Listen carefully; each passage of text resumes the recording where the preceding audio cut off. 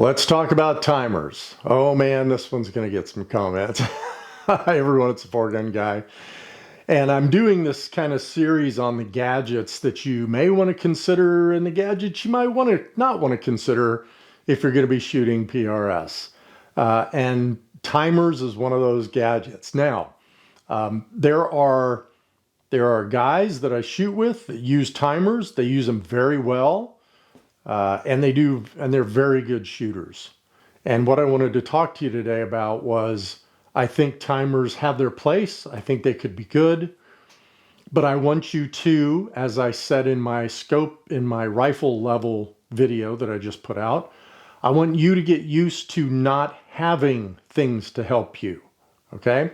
So let's talk a little bit about time considerations when you shoot PRS. I want you to start thinking about time even when you're not shooting PRS. Okay, and I'm going to give you a really quick example, then we're going to get into some PRS stuff. I don't know what my fascination is with it, but I think I time everything.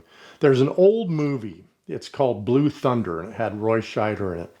And if you've ever seen it, it's pretty interesting. He looks at his watch to make sure he's not going crazy.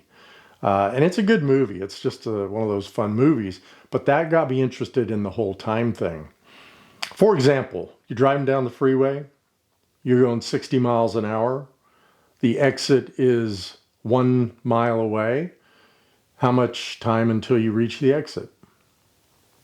60 seconds, right? 60 miles an hour, 60 seconds. Now I want you to be driving 75 miles an hour and you see the sign for the exit that's a mile away. How much time do you have to reach the exit?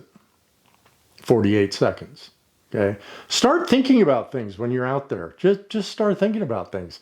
I'm thinking about time. I think about it all the time. So get in the habit of doing that. I know it sounds weird, but just get in the habit of looking at things and when things are in motion, thinking about how long it's taking them to do that. And all of a sudden your mind will start to think about that when you're at the range. Next time you go out to practice, you're at the range. And even if it's a range that's not like mine, right, where you're free to do whatever you want, there is no ceasefire, there's none of that. But let's say you go to a range where there is a ceasefire. What I'd like you to do is get in the habit of standing behind your rifle. Ask them if you can do this. They should let you. Stand behind your rifle, have your phone next to you with let's start 2-minute timer.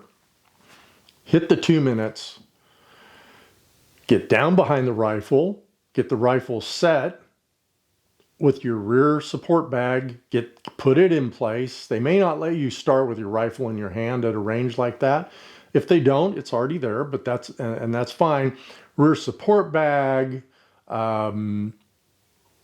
get down behind the rifle, choose a target, line up on the target, and fire.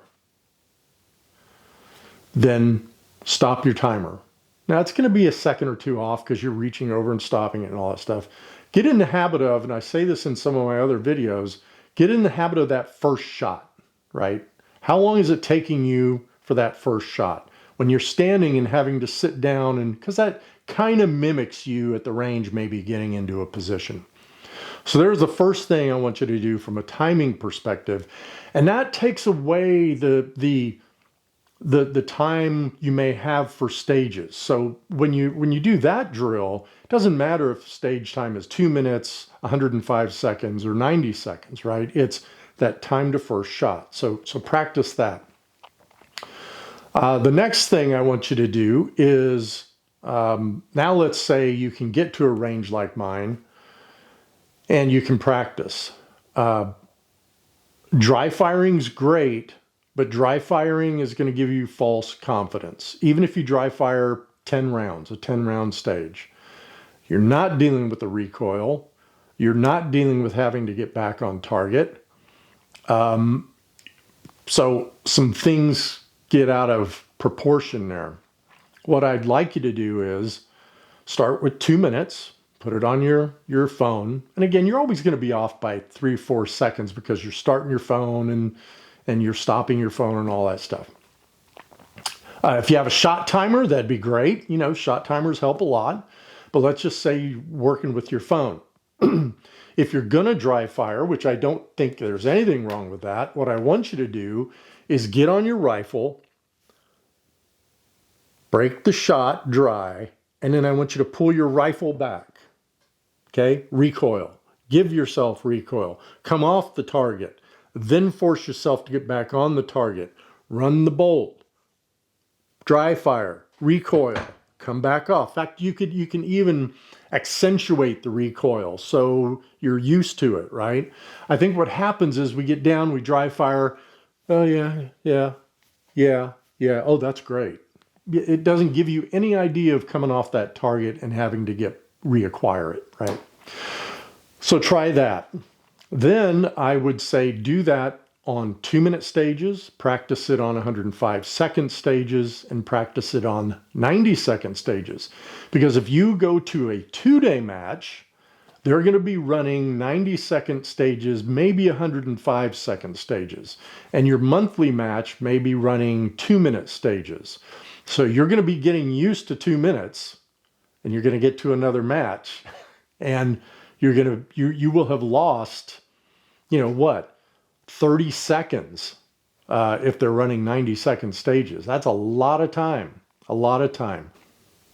Now, let's come up with some real life, and you should probably do this when you're going to practice. I'll put these up here. Let's come up with a couple real life examples, okay?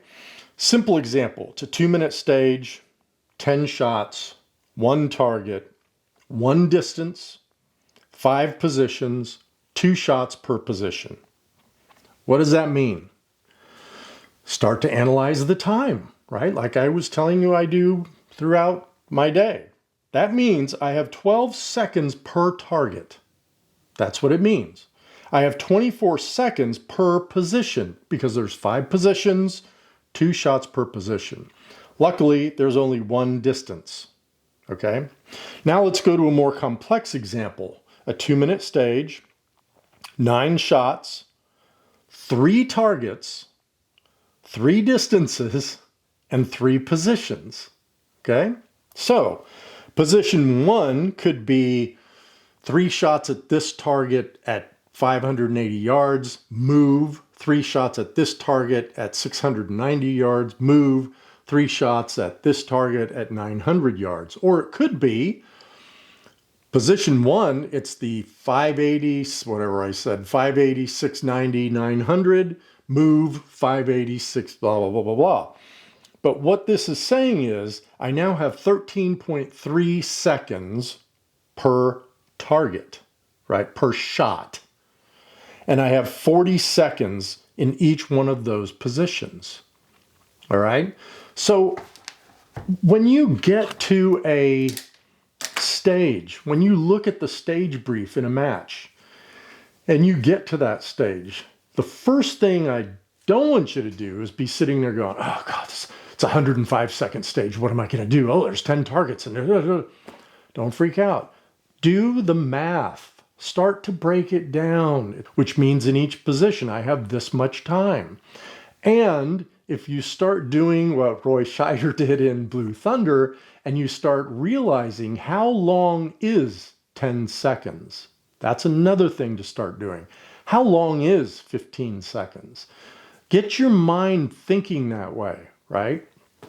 No matter what you do. And then all of this will start to become clearer in your mind, and the timer, if you use one, will just become an aid for that. It won't be a crutch. All right, let's talk timers now. Well, right off the bat, I don't use a timer. To me, it's just one of those things that has been something else I need to worry about, right? I watch guys, they've got their send it level, and they've got their timer, and they've got maybe they're recording something or whatever. They've got all these gadgets, and I just want to focus on the stage. I want to focus on the stage, the movement, the positions, and the targets and impacts. So I don't use a timer. I haven't timed out in a long time. Now watch, so I'm going to shoot a match this Saturday. I'll time out twice, but I haven't timed out in a long time. And that's even going from my normal 2-minute monthly matches down to 90-second 2-day matches. I have not timed out. And I think a lot of it is because of all the things I just spent some time telling you. In my mind, I adjust to, or I tend to adjust to, the time that I actually have to shoot each position, each shot, each target. Now, I'll give you an example. I did a video not too long ago with my good friend Ben and I, where I put a side-by-side. It's a cool video. Side-by-side on a stage at the Alabama match. And I did me separately, him separately, and then us together. And I want you to go back and review that video, and I'll put the link to it up here, because he uses a timer. I don't use a timer. And you will see at the end of that video that we both end up almost breaking the last shot at the exact same time. So it's very interesting. And I know Ben. Ben's an ex-sniper. Ben does not need a timer. But Ben uses his timer as an aid. That's what I just said in this last segment. As an aid, not a crutch. Ben knows where he is. Ben knows how much time he has. He just wants verification that his mind is working properly from a time perspective. So I think timers are good. I would say if you're, again, new shooter, remember a lot of these videos I'm doing now are for the new shooters. For a new shooter, you're going to time out even with a timer, trust me. And the timer for a new shooter is going to make things worse for you. And I'll tell you why. You can have a 2-minute timer. You're going to have it set to where it gives you a beep at a minute. Then you're going to have it set to where it gives you a beep at 30 seconds. Then you're going to have it set to where it counts down from 10 seconds. And I can promise you, I've watched it. I've watched new shooters and experienced shooters, when that 30-second beep hits, they go into panic mode. They may not be a quarter of the way through the stage. And so all of a sudden they're rushing. And you know what else they're doing? They're missing because they're rushing. I said it in the scope level video. I've said it in so many of my other videos. At some point, you have to make a decision in your head.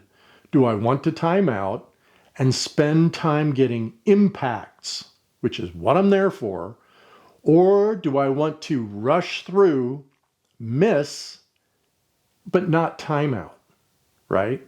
The answer is A. You want the impacts. The answer really is you want both. I want to make it through the stage without timing out and getting impacts. But you can't always do that. It might be hard. So think about that. Please start with the drills, no timer, or just your phone so you start to get how fast you really are moving.